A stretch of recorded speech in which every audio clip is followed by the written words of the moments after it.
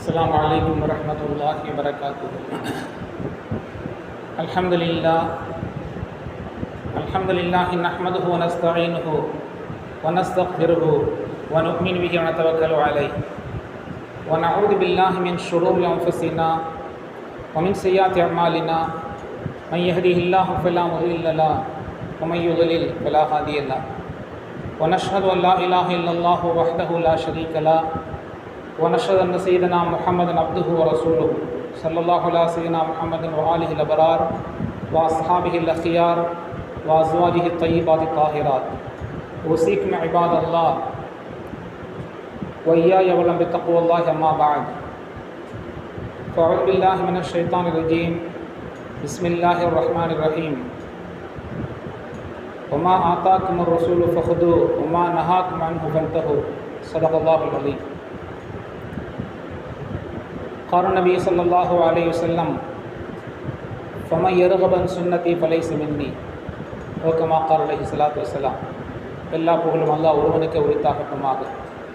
ஸலாத்தும் சாந்தியும் நமது உயிரின் மேலான தலைவர் கண்மணி முஹம்மது ரசூலுல்லாஹி ஸல்லல்லாஹு அலைஹி வஸல்லம் அன்னவர்கள் மீதிலும் அன்னவர்களை பின்பற்றிய சத்திய சஹாபாக்கள் தாபீன்கள் தபா தாபீன்கள் இறை நேசர்கள் குறிப்பாக இங்கே அமர்ந்திருக்கக்கூடிய நம்மவர்கள் அனைவர்கள் மீதும் என்னென்றும் உண்டாகட்டுமாக.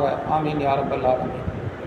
கண்ணியத்திற்கு மிகுந்த மேன்மைக்கு முறித்தான பெரியோர்களே, அல்லாஹ்வின் நல்லடியார்களே, அருமை நாயகம் முஹம்மது ரசூலுல்லாஹி ஸல்லல்லாஹு அலைஹி வஸல்லம் அன்னவர்களின் பாக்கியம் நிறைந்த உம்மத்மார்களே, அல்லாஹு தஆலா தன்னுடைய மேலான பொருத்தத்தினை பெற்ற சாலிஹீன்களின் கூட்டத்தில் நம்மை எல்லாம் கபூல் செய்தல் புரிவானாக. ஆமீன். கண்ணியத்திற்குரியவர்களே, அகில உலகத்திற்கும் அருள் கொடையாக அனுப்பப்பட்ட அண்ணலம் பெருமான் ஸல்லல்லாஹு அலைஹி வஸல்லம் அவர்கள் அவர்களுடைய பொன்மொழி தொகுப்புகளில் 6 நபிமொழி கிரந்தங்கள், ஹதீஸ் கிதாபுகள், மிக ஆதாரபூர்வமாக அறியப்படக்கூடிய ஹதீஸ் கிதாபுகள், மிக மிக உறுதிமிக்க ஹதீஸுகளாக, ஆதாரபூர்வமான ஹதீஸுகளாக அறியப்படக்கூடிய கிதாபுகள். நாமெல்லாம் அதை பல முறை கேட்டிருப்போம். புகாரி, முஸ்லிம், திருமதி, அபூ தாவூத், நஸஈ, இப்னு மாஜா என்கின்ற 6 ஹதீஸ் கிரந்தங்கள்.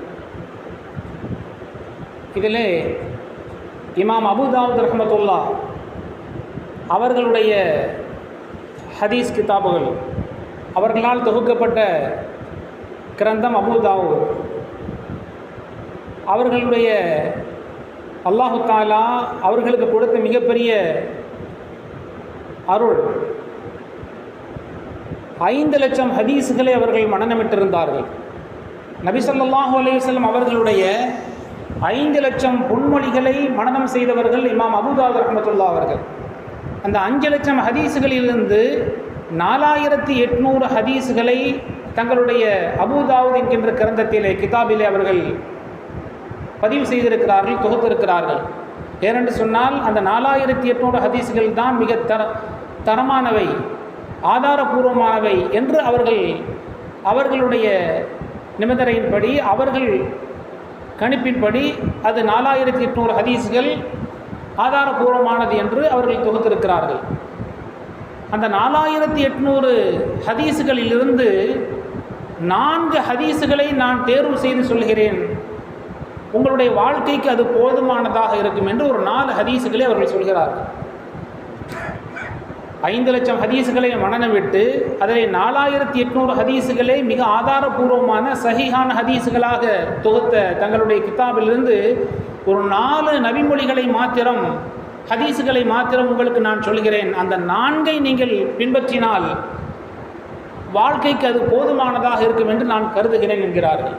கண்ணியத்துக்குரியவர்களே, அதிலே முதலாவது ஹதீஸ், அதிலே ஒன்று, இன்னமல் அமாலு பின்னியாத், செயல்களெல்லாம் எண்ணத்தை பொறுத்து தான் அமைகிறது என்று அவர்கள் பதிவு செய்கிறார்கள். பெரும்பாலான ஹதீஸ் கிதாபுகளை, நபிமொழி நூல்களை எடுத்து நாம் திறந்து பார்த்தோம் என்று சொன்னால் பெரும்பாலான ஹதீஸ் கிதாபுகளுடைய துவக்கமாக இந்த ஹதீஸை தான் கொண்டு வருவார்கள். இன்னமல் அமாலு பின்னியாத், நம்முடைய செயல்கள் எல்லாம் எண்ணத்தை பொறுத்தே அமைகிறது. எண்ணம் அழகானால் எல்லாம் அழகாகும். நம்முடைய எண்ணம் எவ்வளவு தூய்மையானதோ அதற்கு தகுந்தாற் போலத்தான் நமக்கு கூலி கொடுக்கப்படுகிறது. நாம் கேள்விப்படுகிறோம் மஹ்ஷர் மைதானத்தில் நாளை கியாமத்துடைய நாளில் சில பேர்களுடைய அமல்கள் அவர்களுடைய முகத்திலே தூக்கி எறியப்படும், அழுக்கு துணிகளை போட்டு தூக்கி எறியப்படும். காரணம் அவர்களுடைய அந்த எண்ணம், அவர்களுடைய நியத் அது சரியானதாக இல்லாமல் போகின்ற போது அதற்கு தகுந்தாற் போல அவர்களுக்கு அதனுடைய தாக்கமும் ஏற்படுகிறது. அல்லாஹுக்காக வேண்டி இருக்குமானால் அதனுடைய பலாவலனை அங்கே அவர் கண்டுகொள்வார். அல்லாஹ் அல்லாத வேறு சில காரணங்களுக்காக வேண்டி, முகஸ்துதிக்காக வேண்டி, பேருக்காக வேண்டி, புகழுக்காக வேண்டியும் இருக்குமானால் அதனுடைய பலாபலனும் அங்கே அல்லாஹ் தாலா காண்பிப்பான். அதுதான் அவர்களுடைய எண்ணங்கள் பால்படுகின்ற போது அமல்கள் வீணாகி போய்விடுகிறது. எண்ணத்தை பொறுத்துதான் இந்த உலகத்திலானாலும் சரி நம்முடைய வாழ்க்கை அமைவது, மறுமை வாழ்க்கை என்று எடுத்துக்கொண்டாலும் சரிதான், நம்மளுடைய எண்ணத்தின் அடிப்படையில் தான் நம்முடைய செயல்பாடுகள் அமைகிறது. கண்ணியத்துக்குரியவர்களே, பெருமானார் ஸல்லல்லாஹு அலைஹி வஸல்லம் அவர்கள் மக்காவிலிருந்து மதீனாவுக்கு ஹிஜ்ரத் செய்தார்கள், நாடு துறந்து சென்றார்கள், சஹாபாக்களும் சென்றார்கள். அந்த செய்தியை நாமெல்லாம், அந்த வரலாறு நமக்கெல்லாம் தெரியும், நாம் படித்திருக்கிறோம், பல முறை கேட்டிருக்கிறோம். அதிலே ஒரு சஹாபி உம்மு கைஸ் என்கின்ற ஒரு பெண்ணை மணப்பதற்காக வேண்டி அவர்களுடைய எண்ணம், அவர்களுக்கு அந்த பெண்ணை மணக்க வேண்டும் என்கின்ற ஒரு எண்ணம் இருந்தது. அவருடைய எண்ணமெல்லாம் ஹிஜ்ரத் செய்து நாம் சென்றோம் என்று சொன்னால் அந்த பெண்ணை மணந்து கொள்ளலாம், மதீனாவிலே உள்ள அந்த பெண்ணை மணந்து கொள்ளலாம் என்பது அவர்களுடைய எண்ணம். இன்றைக்கும் வரலாற்றிலே அவருடைய பெயர் எப்படி பதிவு செய்யப்பட்டிருக்கிறது என்று சொன்னால் முஹாஜிர் உம்மு கைஸ், உம்மு கைஸுக்காக வேண்டி ஹிஜ்ரத் செய்தவர். ஹிஜ்ரத்தினுடைய நன்மை என்பது அது அல்லாஹ்விடத்திலே அவ்வளோ பெரிய பிரதானமானது, அவ்வளோ மகத்துவம் மிக்கது. ஹிஜ்ரத்தினுடைய அல்லாஹுக்காக வேண்டி, ரசூலுக்காக வேண்டி ஹிஜ்ரத் என்பது, நாடு துறப்பது என்பது இருக்குமானால் அதற்கு தகுந்தாற் போல் அங்கே அல்லாஹ் கூலி கொடுப்பான், அதற்கு தகுந்தாற் போல அதனுடைய பிரதிபலன் கிடைக்கும். ஒரு சஹாபியினுடைய எண்ணம் எப்படி இருந்தது, நாம் அங்கே சென்றோம் என்று சொன்னால் அந்த உம்மு கைஸ் என்கின்ற பெண்ணை நாம் மணமுடித்துக் கொள்ளலாம் என்று அவர்களுடைய எண்ணம். இன்றைக்கும் வரலாற்றிலே அவர்களுடைய பெயர் உம்மு கைஸ், முஹாஜிர் உம்மு கைஸ், உம்மு கைஸ் என்கின்ற பெண்ணை மணப்பதற்காக வேண்டி ஹிஜ்ரத் செய்தவர் என்றுதான் எழுதப்பட்டிருக்கிறது.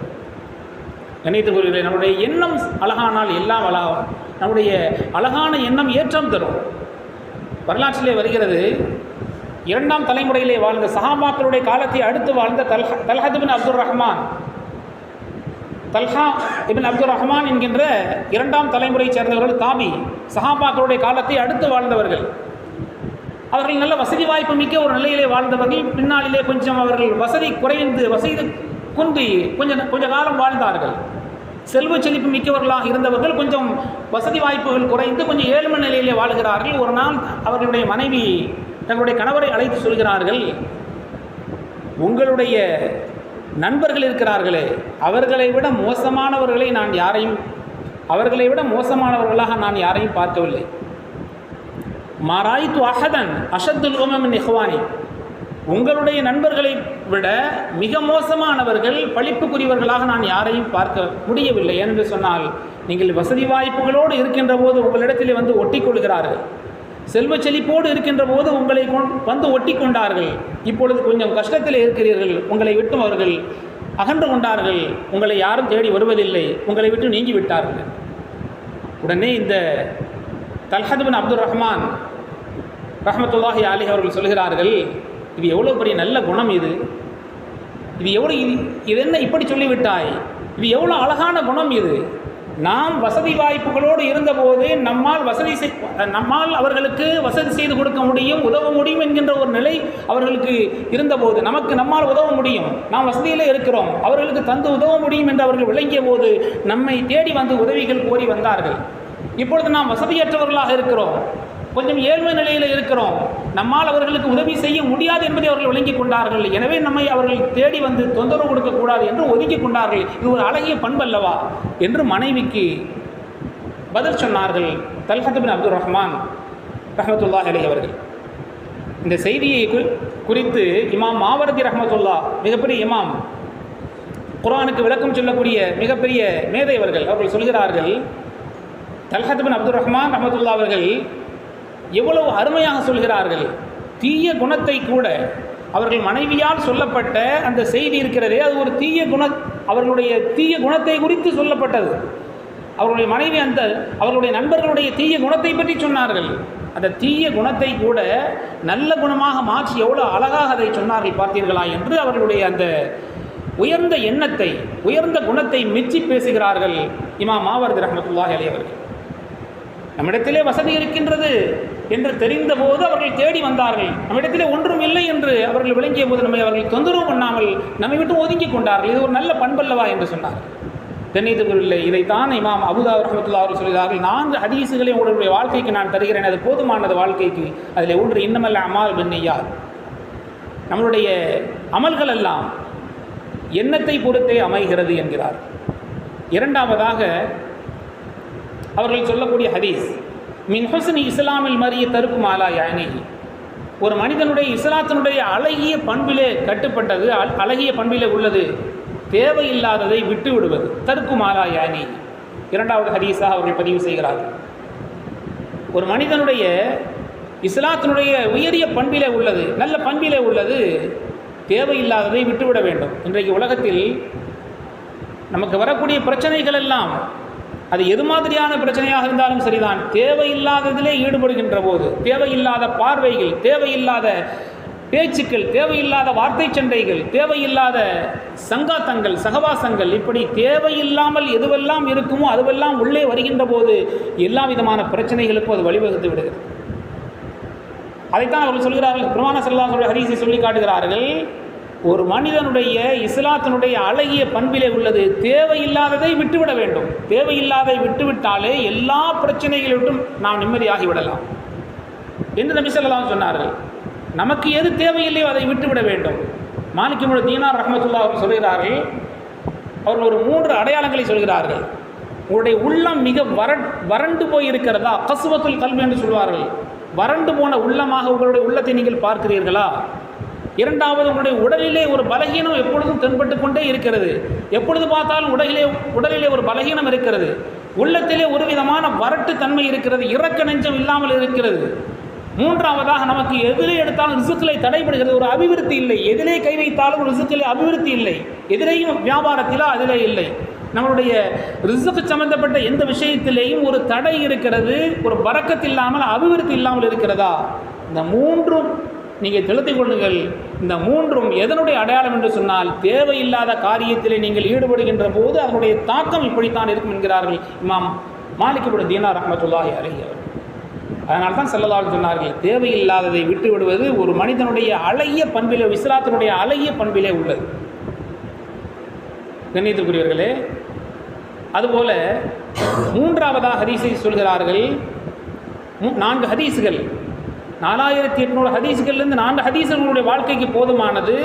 அதில் 3வது ஸல்லல்லாஹு அலைஹி வஸல்லம் அவர்கள் சொல்கிறார்கள், அல் ஹலால் பையினும் வல் ஹராமு பையினும். ஹலால் என்பது தெளிவாக சொல்லப்பட்ட சில ஹலால் இருக்கிறது, ஹராமிலேயும் தெளிவாக சொல்லப்பட்டது இருக்கிறது. எதுவெல்லாம் ஹலாலோ அதை தெளிவாக சொல்லப்பட்டிருக்கிறது, எதுவெல்லாம் ஹராமோ அதை தெளிவாக இது ஹராம் என்று சொல்லப்பட்டிருக்கிறது. வபைனஹுமா முஸ்தபிஹாத்துன், ஹலாலுக்கும் ஹராமுக்கும் இடையில் கொஞ்சம் குழப்பகரமானது, இரண்டுக்கும் மத்தியிலே சில விஷயங்கள் இருக்கிறது, தெளிவாக சொல்லப்படாதது, சந்தேகத்துக்குரியது. பெருமானார் ஸல்லல்லாஹு அலைஹி சொல்கிறார்கள், அதை ஹதீஸை கொண்டு நாம் இது தெளிவான ஹலால் என்றோ தெளிவான ஹராம் என்றோ முடிவுக்கு வர முடியாத சில விஷயங்கள் இருக்கிறது. மன்ஹாம ஹௌரல் ஹிமா யூஷுகு ஐயகாஃபி, அதாவது ஒரு வேலி இருக்கிறது, வேலிக்கு மேல் யார் நடப்பார்களோ, ஒரு வேலி இருக்கிறது, ஒரு வட்ட வடிவமான வேலி என்று வைத்துக் கொள்வோம். வேலிக்கு உள்ளே இருப்பது ஹராம், வெளியிலே இருப்பது ஹலால். வெளியிலே இருப்பது ஹலால் என்று நமக்கு தெளிவாக தெரிகிறது, உள்ளே உள்ளது ஹராம் என்பது தெளிவாக தெரிகிறது. அந்த இரண்டுக்கும் மத்தியில் வேலி இருக்கிறது. அந்த வேலியில் யார் நடப்பார்களோ ஒரு நாள் அந்த வேலிக்கு உள்ளே தான், ஹராமிலே தான் விழுவான். வேலி அந்த ரெண்டுக்கும் நடுவிலே உள்ளது வேலி. மன்ஹாம ஹௌலல் ஹிமா யூஷிகு ஐயகாஃபி, ஒரு நாள் அதில் ஹலாலிலே விழமாட்டான். சந்தேகத்துக்கு இடம்பாடான ஒரு செய்தி இருக்கிறது, அதிலே ஒருவன் நடந்து கொண்டே இருக்கிறான் என்று சொன்னால், எது ஹலாலோ அதிலே போய் அவன் விழமாட்டான், எது ஹராமோ அதில் தான் போய் விழுவான். எனவே எது சந்தேகத்துக்கு இடம்பானதாக இருக்கிறதோ அதை நீங்கள் ஹராமாகவே பாவித்து ஒதுங்கிக் கொள்ள வேண்டும் என்பதுதான் பெருமானார் ஸல்லல்லாஹு அலைஹி வஸல்லம் ஹதீஸுடைய கருத்து. இமாம் அபூ ஹனீஃபா ரஹ்மத்துல்லாஹ் அவர் வாழ்ந்த காலத்தில் கூஃபா நகரத்திலே ஒரு ஆடு ஒன்று கூஃபா நகரத்தில் ஒரு ஆடு காணாமல் போய்விட்டது. ஒரு யாருக்கோ உரியது அது.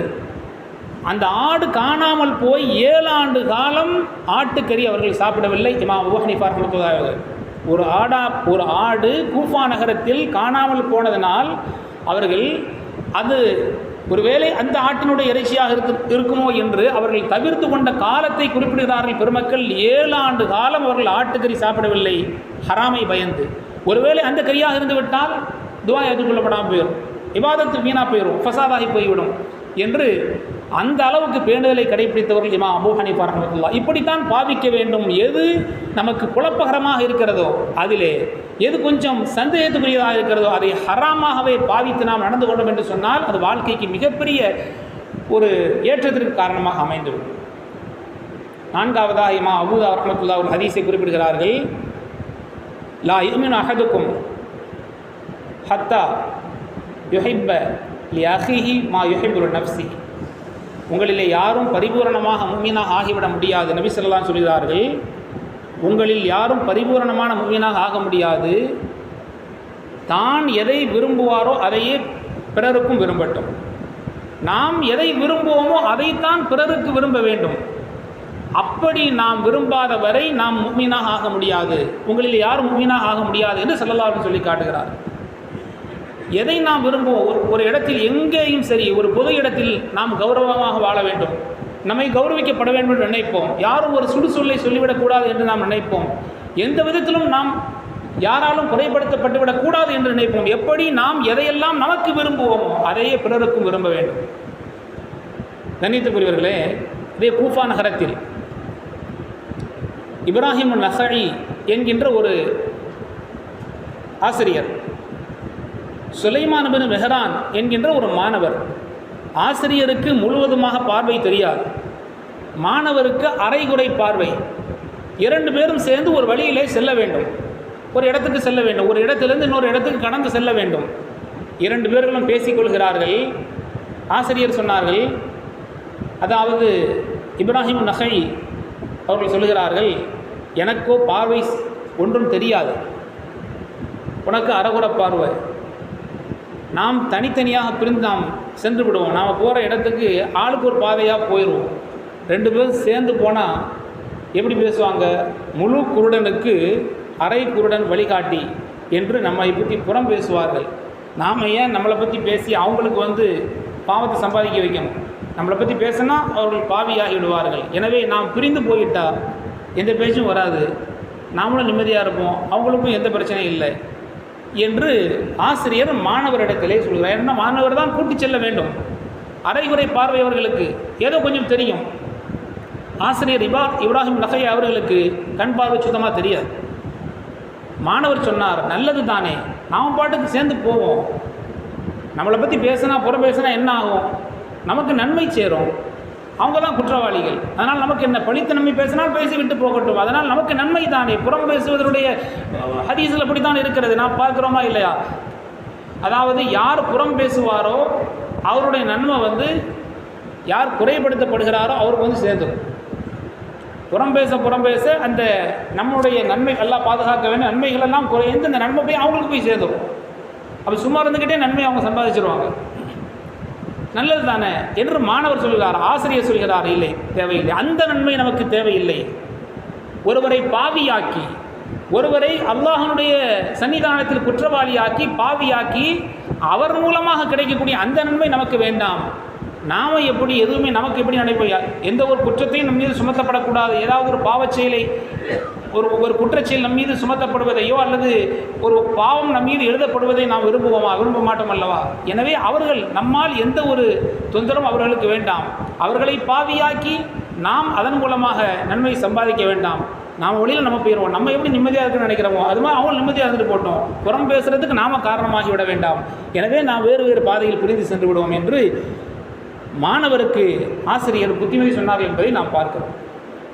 இதுதான், இப்படித்தான் ஒரு முஃமினுடைய வாழ்க்கை இருக்க வேண்டும். நாம் எதை விரும்புவோமோ, எந்த விதத்திலேயும் ஒரு பாவம் நம் மீது எழுதப்பட்டு விடக்கூடாது என்பதை நாம் விரும்புவோம் அல்லவா? அதுபோல் எந்த விதத்திலேயும் ஒரு முஃமின் நம்மால் குற்றவாளியாகிவிடக்கூடாது, ஒரு பாவத்திற்கு காரணமாக அமைந்துவிடக்கூடாது என்பதுதான் ஸல்லல்லாஹு அலைஹி வஸல்லம் அவர்களுடைய இந்த ஹதீஸுடைய விளக்கம். கண்ணியத்துக்குரியவர்களே, ஆக மொத்தத்தில் இமாம் அபூ தாவூத் ரஹ்மத்துல்லாஹி அவர்கள் சொல்கிறார்கள், நான் 4800 ஹதீஸ்களை இந்த கிதாபிலே தொகுத்திருந்தாலும் அதிலே 4 ஹதீஸுகள் உங்களுக்கு போதுமானது, மேல் சொன்ன 4 ஹதீஸுகள் போதுமானது. அந்த ஹதீஸுகளை நாம் பின்பற்றி நடந்தாலே கிட்டத்தட்ட அவருடைய வாழ்க்கையை ஓரளவு சரியான பாதையிலே சென்றுவிடும் என்பதை அவர்கள் தங்களுடைய ஒரு அறிவுரையாக சொல்லி காட்டுகிறார்கள். அல்லாஹு தாலா எந்த ஹதீஸுகளை நமக்கு அவர்கள் மேற்கோள் காட்டினார்களோ, விளக்கி சொன்னார்களோ, அந்த ஹதீஸுகளின்படி சீராக நடப்பதற்கும், அது அல்லாமல் எதுவெல்லாம் பெருமானா ஸல்லல்லாஹு அலைஹி வஸல்லம் வழிகாட்டி தந்தார்களோ, வாழ்க்கையினுடைய ஏற்றத்திற்கு காரணமாக அமையும் என்பதை குறிப்பிட்டு தந்தார்களோ, அத்தனையும் அதனுடைய வழியில் நடந்து ஈருலகத்தினுடைய வாக்கியங்களை பெறுவதற்கு அல்லாஹ் நம் அனைவர்களுக்கும் தௌஃபீக் செய்து புரிவானாக. வேதனையிலிருந்தும் சோதனையிலிருந்து நிம்மதியை தருவானாக. நீண்ட நெடிய நாட்கள் நோய் நொடிகள் இல்லாமல் உடல் ஆரோக்கியத்தோடு மன நிறைவோடு இன்பத்தோடு அல்லாஹ்வை நின்று வணங்கி வழிபட்டு வாழ் நசீபையும் பாக்கியத்தையும் அல்லாஹ் நமக்கும் நம்மை ஈண்டெடுத்த தாயந்தீர்கள் மனைவி மக்கள் உற்றார் உறவினர்கள் யாவர்களுக்கும் தந்தர் புரிவானாக. வாழ்வின் எல்லா நிலைகளிலும் வாழ்ந்து காட்டிய வள்ளல் முஹம்மது ரசூலுல்லாஹி ஸல்லல்லாஹு அலைஹி வஸல்லம் அன்னவர்கள் வழி நின்று இவ்வுலகத்திலேயும் வெற்றி பெற்றார்களே, அப்படிப்பட்ட நன்மக்களின் கூட்டத்தில் அல்லாஹு தஆலா நம்மையும் நம்முடைய சந்ததியும் கபூல் செய்தல் புரிவானாக என்ற நல்ல துஆக்களோடு என்னுடைய வார்த்தைகளை நிறைவு செய்கிறேன். வாஹத் தவானா அனில் அல்ஹம்துலில்லாஹி ரப்பில் ஆலமீன். அஸ்ஸலாமு அலைக்கும் வரஹ்மத்துல்லாஹி வபரகாத்துஹு.